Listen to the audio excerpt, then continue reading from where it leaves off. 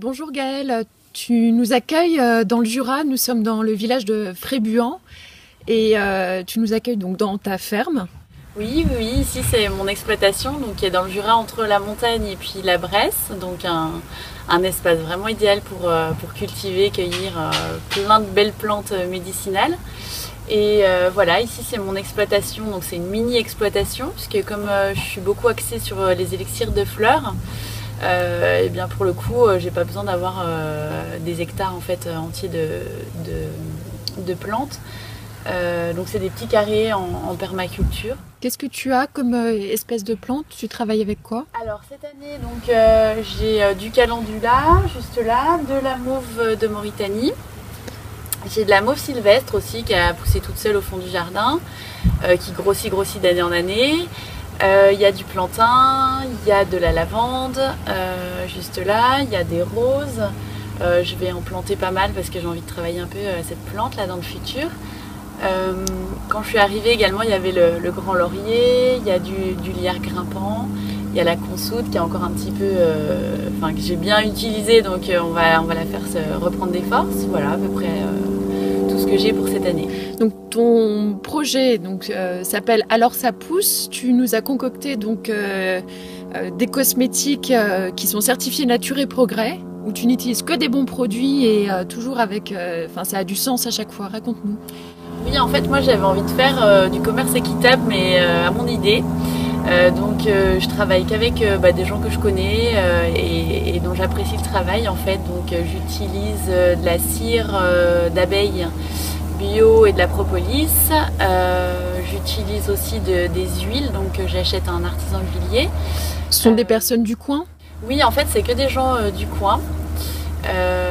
Qui travaillent que en bio, qui ont vraiment une super éthique, donc qui font pas des hectolitres et autres, mais du coup j'apprécie vraiment leur travail et ça va dans le même sens que moi, donc voilà, j'avais envie de mettre ça en avant. Et j'achète aussi depuis le début de l'alcool du Jura bio chez Claude, qui me laisse aussi cueillir les feuilles de vigne en bio chez lui, voilà. Donc des cosmétiques très concentrés, qui sont très actives. Ouais. Oui, moi j'avais vraiment envie de ne pas vendre de l'eau, parce qu'il y a pas mal de cosmétiques qui ont jusqu'à 80% d'eau et moi-même ça me plairait pas d'acheter ça, donc je vais pas vendre ça. Donc je suis partie sur vraiment un concentré, 100% de principe actif, donc c'est la formule galénique qu'on appelle le baume.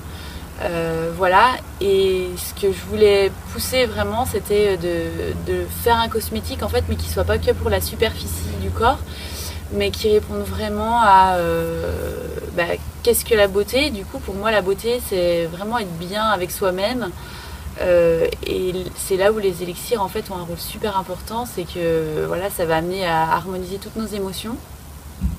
Et moi j'écoute la peau en me disant la peau c'est vraiment le miroir de tout ce qui se passe à l'intérieur au niveau émotionnel et énergétique. Et voilà, je suis partie là-dessus pour faire mes formules en fait. Oui, tu t'es formée j'imagine aux élixirs floraux, c'est... Oui, j'ai été formée chez BAC en très classique, en conseiller, comprendre un petit peu tout ça. Après, je me suis formée plutôt sur le côté agricole, donc cultiver, cueillir, transformer toutes les plantes médicinales. J'ai continué mon petit bonhomme de chemin par rapport aux élixirs de fleurs, où j'ai ouvert en fait la porte à d'autres que les 38 classiques. Et puis maintenant je suis formatrice aussi et j'aime bien apprendre aux gens à, voilà, on regarde une fleur, comment elle se tient, où est-ce qu'elle pousse et du coup qu'est-ce qu'elle va pouvoir nous apporter au niveau émotionnel. Dans tes formulations, donc j'ai remarqué que tu utilisais souvent l'élixir de consoude, qui est vraiment intéressant pour l'acceptation du corps ou la reconnaissance du corps physique, c'est ça? Oui, la consoude, c'est une de mes plantes maîtresses. Au niveau physique, donc je vais l'utiliser en macération et autres pour ses principes actifs.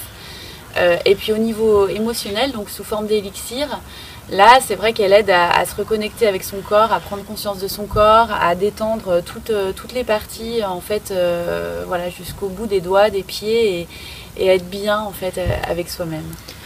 L'élixir, le fameux élixir de millepertuis aussi pour son énergie solaire. Oui, le millepertuis, c'est sûr que quand on aime les plantes, on ne peut pas passer à côté de cette fleur. qui est du coup solaire, qui est relié au solstice d'été, à la lumière, etc. Et puis, donc ça va à la fois, c'est vrai, ouvrir comme ça, mais en même temps, ça donne un espèce de mouvement de protection aussi. Et c'est une plante qui est reconnue pour faire un bon travail au niveau des rêves, sur le subconscient, et qui fait avancer vraiment qui on est vers notre voie en fait. Gaëlle, dans le tout début de ta fabrication de tes cosmétiques, il y a bien sûr la culture et la cueillette des fleurs. Comment procèdes-tu? Je crois que tu travailles en biodynamie en fait.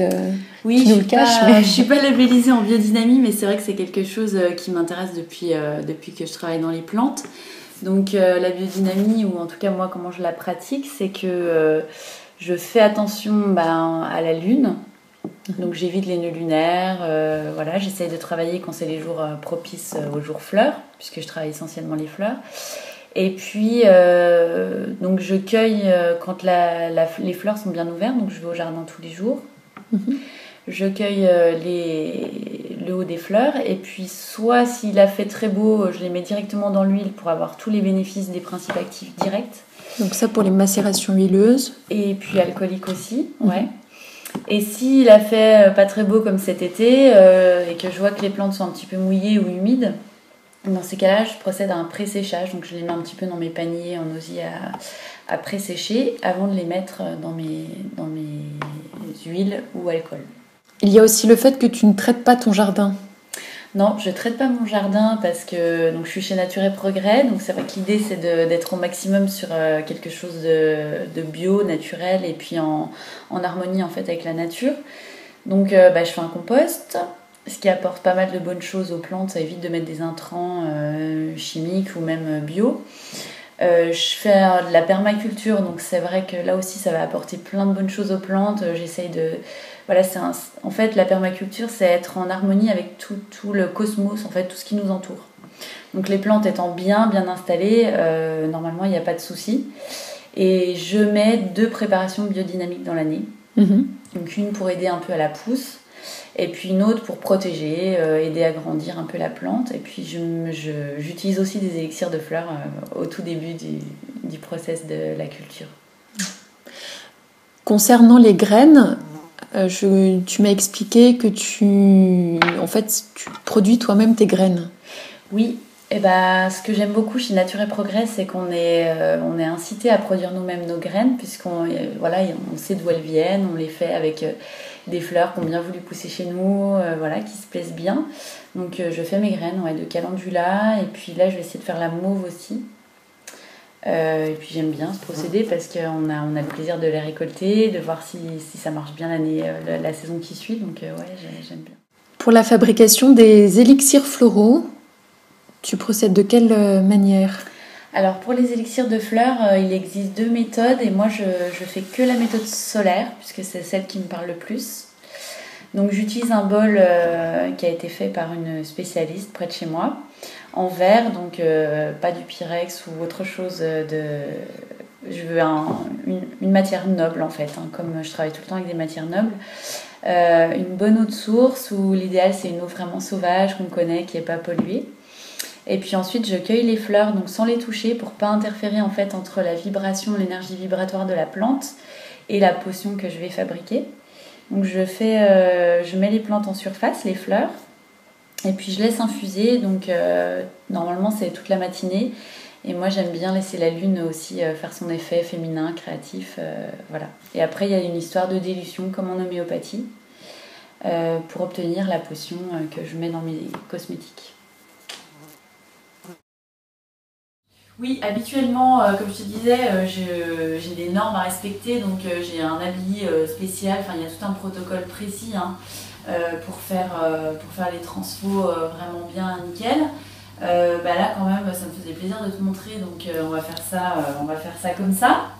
Donc les fleurs qu'on a cueillies tout à l'heure, mauve calendula, elles sont transformées en macérat huileux. Donc ça sert à récupérer en fait les propriétés actives des plantes grâce au soleil, à la chaleur. L'huile du coup va très bien transporter leurs propriétés. Donc par exemple pour la mauve, là je fais des bonbonnes assez conséquentes. Voilà, donc je pèse mes fleurs, hein, puisqu'on doit être précis dans le process, on doit savoir qu'est-ce qu'on met, quelle quantité, quand, quelle date, etc.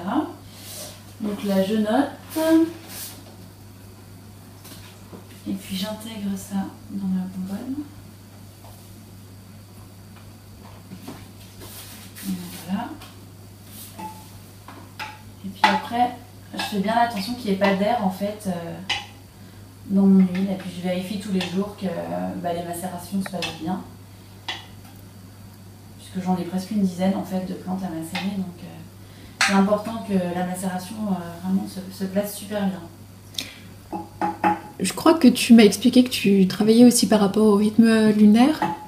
Oui, donc j'essaye de faire en fait aussi bien, déjà quand je plante mes fleurs, je les cueille, etc. J'essaye de faire par rapport au bon jour, fleurs, etc. Et puis quand je transforme aussi, j'essaye de tomber, j'évite de toute façon les nœuds lunaires. Puis après au maximum, je vais être sur les jours fleurs, voilà, pour récupérer le meilleur des plantes et puis que la transfo se passe super bien. D'accord. Après c'est compliqué, on ne peut pas faire que par rapport à la lune parce que sinon... on rate des cueillettes, on rate aussi des choses à cause du temps en fait qui nous est compté quoi, hein, entre tout ce qu'il y a à faire. Mais au maximum, je tiens à faire ça. Et puis le jardin il est travaillé en biodynamie, donc je mets des préparations biodynamiques dessus et du coup je traite jamais quoi mon jardin. Je mets une fois de la goutte de corne, une fois de la poudre de silice et puis du coup tu vois ça... J'ai pas eu de maladie, même s'il y a eu plein de pluie, et j'ai évité toutes les maladies. Voilà, donc là c'est mon calendula hein, pour la macération de calendula. Donc tous les jours, il faut aller au jardin. Il faut récolter, il faut faire des fois pré-sécher quand il a plu ou que la nuit a été humide. Là j'en ai fait beaucoup cette année des pré-séchages parce qu'avec toute la pluie qu'on a eue, c'était pas très cool, mais sinon l'idéal c'est de récolter en plein soleil quand les fleurs elles sont au maximum de leur pouvoir là. Et puis sinon les autres jours on fait un petit pré-séchage. Et puis tous les jours je rajoute des plantes sur des plantes comme ça. Le laurier par exemple, j'ai tout en même temps, j'ai tout mis à macérer le même jour. Mais sur la mauve calendula c'est assez léger comme fleur. Donc, et ce sont des macérations là que tu fais sur combien de temps et... Alors une macération, en général, on peut dire que ça dure une lunaison, donc 28 jours. Mais j'aime bien les laisser plus macérer pour que ça prenne vraiment le temps de faire une alchimie en fait dans l'huile avec les plantes. Après je les filtre, je les mets en bouteille et puis ça me donne des choses, ça me donne mes prépas que je peux mesurer comme il faut pour faire chaque baume en question. D'accord. Gaëlle, il te faut combien de temps pour préparer un pot? Alors, pour préparer un pot, c'est compliqué de faire le calcul parce qu'il faut calculer le temps de culture, cueillette, transfo des matières premières. Et puis après, quand je transforme le baume en tant que tel. Donc, je calcule ça plutôt sur une période. On va dire que toutes mes macérations, ma culture et mes macérations de matières premières, je les fais du mois de mai au mois de fin septembre. Et puis après, je suis plutôt dans la production de peau. Donc il faut à peu près, je dirais, 9 mois? Ouais, comme un bébé. Comme une gomme. mais oui, en fait, c'est vrai qu'il y a la période de macération des matières premières, ensuite de transfo. Donc c'est vrai que c'est comme comme faire grandir un enfant, quoi. Et puis je tiens à faire ça comme ça. J'ai pas de gros stock. D'année en année, tu vois, je te montrais, j'ai plus rien de l'année dernière, je vais commencer mes nouvelles, celles de cette année, et je tiens à faire du frais, quoi. Même si, tu vois, j'ai retrouvé des pots d'il y a super longtemps pour mes essais perso qui sont toujours en vie, c'est des formules tellement stables que... Voilà, mais moi je travaille quand même sur du frais, des plantes de l'année, et puis si par exemple cette année il y a une plante qui n'a pas voulu donner, tant pis, j'assumerai, ce sera quantité limitée et basta, quoi. Voilà.